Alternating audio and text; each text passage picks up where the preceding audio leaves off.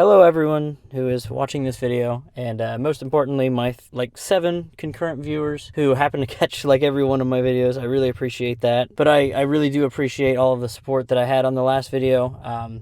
That was a record for me in both watch time, views, pretty much any way you slice it. So I'm really excited and proud of that, and reinvigorated to make new videos, and that leads me right into today's topic. Today we're going to be talking about Atomic Heart by Studio Munfish. And it's the beautiful love child of both Dark Souls, Prey, and even Wait a minute.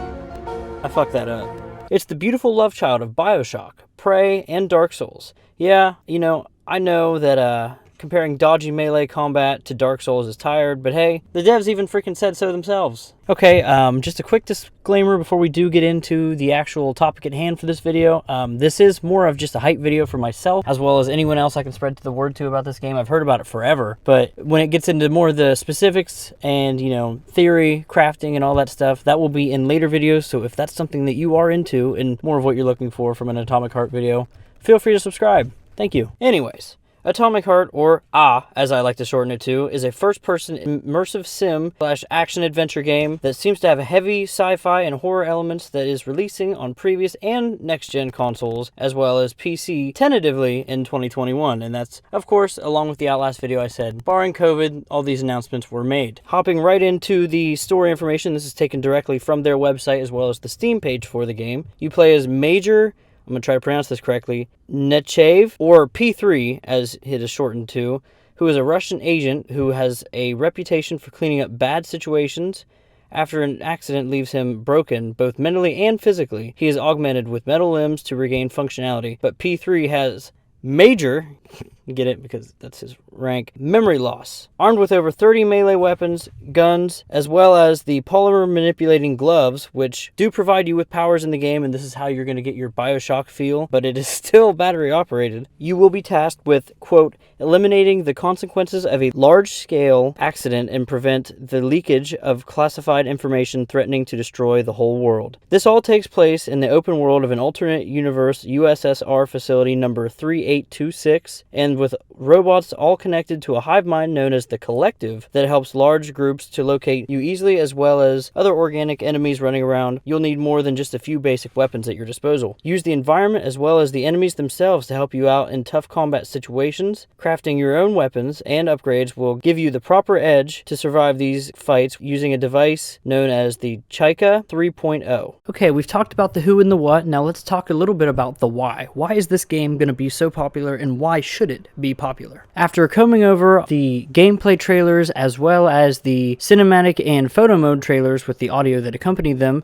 I have developed some extra thoughts about the game, where I personally believe I can pinpoint a lot of the inspirations as well as what draws me and probably many others to the game. First and foremost, even with the ray tracing and the enhanced lighting as well as darkness and shadows, the game isn't afraid to go out in the light, and that is, I think, one of the most promising things ever. A game can't stay in the shadows forever, it has to stand on its own. I think that it's comforting that the game is confident enough to do just that, while also trying to be not a full-blown horror game, I don't think, but it is definitely undeniably creepy. Personally, I think the biggest inspiration for the game is Bioshock, and you can see it in quite a few ways, actually. In one of the trailers for the game, you do find out that you have a character in your ear, always talking and potentially helping you. This character, if I am reading the lore correctly, is someone who feels responsible for you and your success after your accident that we don't know too much about as of this time, but he is kind of your person in your ear, just like in the first Bioshock game, as well as the others at certain points, but mostly the first is what that is akin to, as well as the powers that you get in one hand while also holding the melee weapon or the gun in the other hand at any given point in time. And I think both of these are very big Bioshock related things. Another big inspiration for the game is Dark Souls, or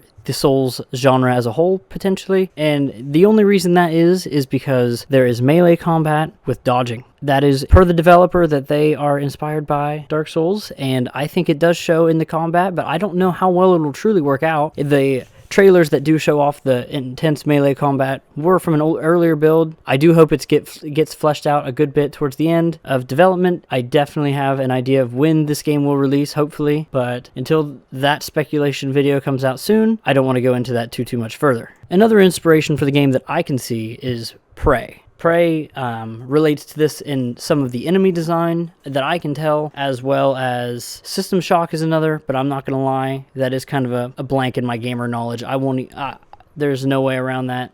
And I think there's a remake coming, or redo something or other.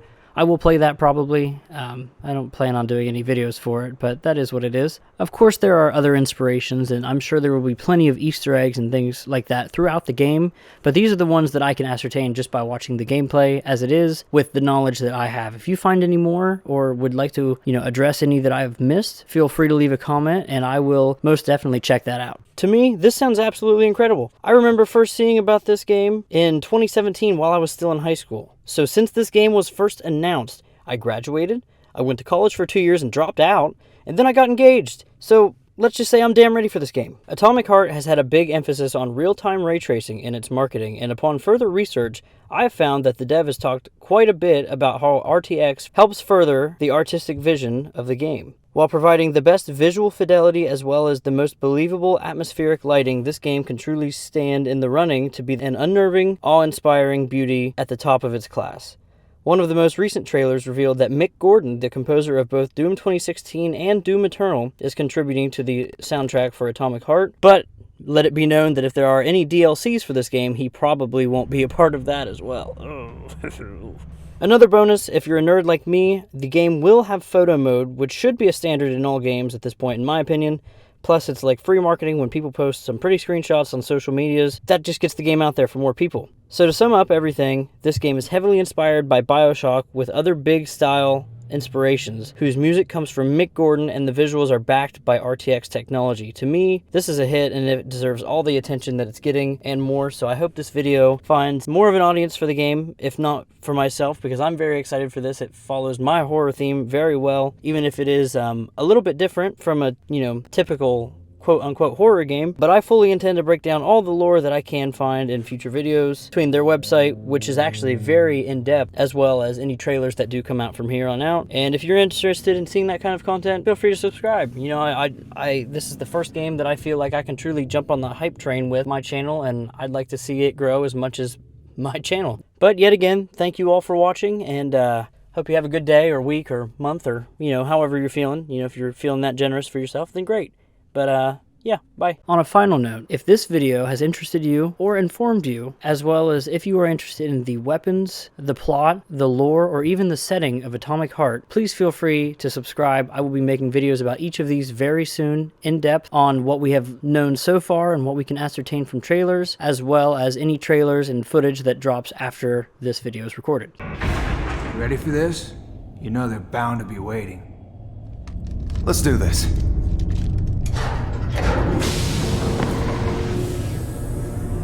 Damn it. Incoming!